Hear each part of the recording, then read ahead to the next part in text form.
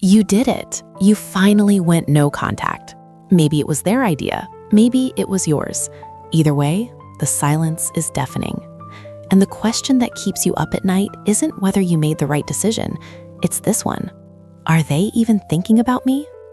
Because from the outside, they look completely fine. Maybe they're posting on social media. Maybe they're out with friends. Maybe they just seem unbothered. And that hurts in a way that's hard to explain to people who haven't been there. So today, I want to take you inside an avoidant's head during no contact. Not to give you false hope, not to tell you to wait forever, but because understanding what's actually happening on their side might be the one thing that finally helps you make sense of all of this. Let's get into it. Part 1, the first few days. Here's something I want you to hear, even though it stings a little. In the first few days of no contact, the avoidant often feels relief. I know, that's painful to hear, but stay with me because this is important. When you've been in a cycle of push and pull, of closeness and distance, of arguments and reconciliations, the nervous system gets exhausted. And for an avoidant, emotional closeness doesn't feel safe the way it does for you. It feels like pressure. It feels like a threat, even when the threat isn't real. So when the contact stops, their nervous system exhales. The tension is gone. The emotional demands are gone. The vulnerability they were terrified of is temporarily off the table. This is why they seem fine immediately. This is why they can post a story and look like nothing happened. But here's what that relief actually tells us. It tells us how much pressure they were feeling, not how little they cared. There's a difference, a significant one. Part 2, the second week. Now here's where it gets interesting. Around day 7 to 14, something starts to shift. The relief starts to wear off, and underneath it, something quieter starts to surface. It's not dramatic. They're not crying on the floor the way you might be. It doesn't look like what you'd expect grief to look like. It shows up in small ways. They hear a song that reminds them of you, and they sit with it for a second longer than they should. They see something funny and their first instinct is to send it to you, and then they remember. They drive past somewhere you used to go together, and there's a moment, just a moment. They don't reach out, but the thoughts are there. And because they don't have great tools for sitting with uncomfortable feelings, they redirect, they get busier, they make more plans, they fill the space with noise so they don't have to feel the quiet. That busyness you see, that active social life, it's not indifference. For many avoidants, it's management. It's what they do instead of feeling. Part 3, the psychology behind the silence. Let me explain something that might reframe this entire situation for you. Avoidant attachment doesn't develop randomly. It develops in childhood when expressing emotional needs was met with one of 3 things: dismissal, criticism, or emotional unavailability from a caregiver. The child learns a very specific lesson, and the lesson is this: my feelings are too much. Needing people causes pain. The safest thing I can do is handle everything alone. That lesson gets carried into every adult relationship they ever have. So when you went no contact, or when they initiated it, they didn't suddenly become a fully healed person who processes emotions cleanly.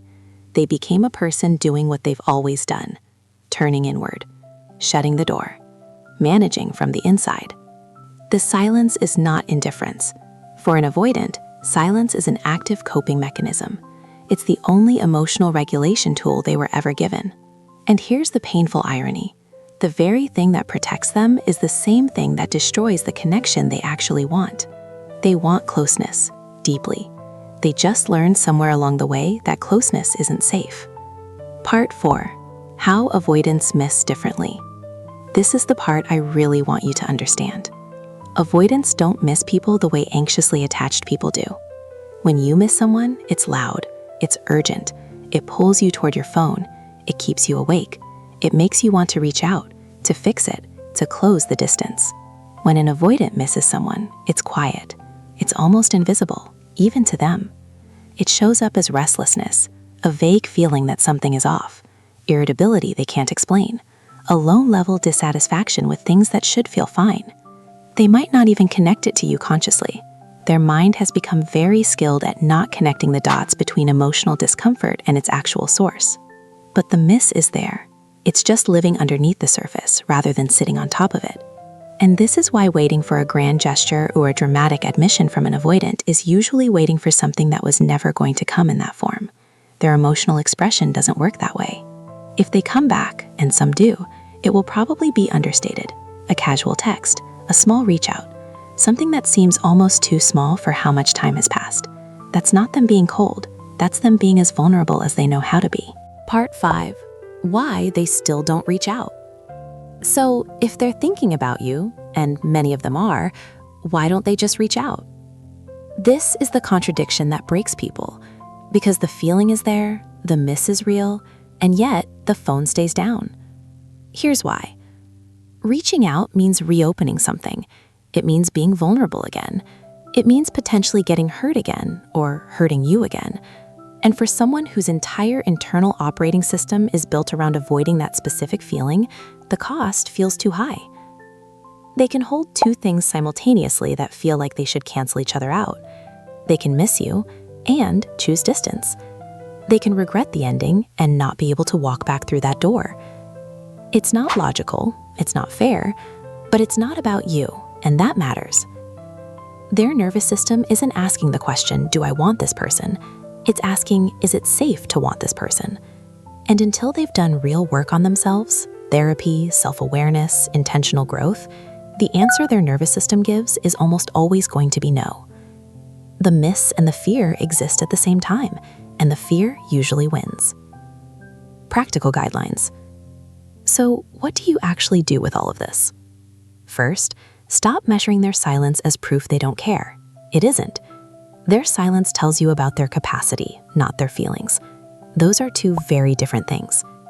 Second, don't break no contact to test if they're thinking about you. You will not get the response that satisfies you. If they respond quickly, you'll wonder if it means something. If they respond slowly, you'll spiral. If they don't respond, you'll feel worse than before. The information you're looking for cannot be found in their response to a text. Third, understand that no contact is for you, not to get a reaction from them. The goal of no contact is to give your own nervous system a break from the cycle, to stop being activated by their hot and cold behavior, to start reconnecting with yourself. If you're doing no contact as a strategy to make them come back, you're doing it for the wrong reason, and it will feel unbearable. Fourth, let their behavior inform your decision, not just their feelings. Even if everything I said today is true, even if they do miss you, even if they do think about you, feelings without changed behavior are not a relationship. You deserve someone whose actions and emotions are pointed in the same direction. Here's what I want you to take away from today. The silence isn't nothing. For an avoidant, the silence is everything they don't know how to say. They are not completely unbothered. They are just very practiced at looking like they are. And you, the fact that you're here, trying to understand, trying to make sense of something that genuinely doesn't make sense, that says something about the kind of person you are. You lead with empathy, even when you're hurting. That's not a weakness. That's something worth protecting. Just make sure you're protecting it for someone who is actively working to meet you halfway. If this helped you today, subscribe, because this is exactly the kind of content we go deep on here. And if you're in the middle of this right now, drop a comment. You don't have to explain everything. Just say, I needed this today. I read every single one. Take care of yourself. I'll see you in the next one.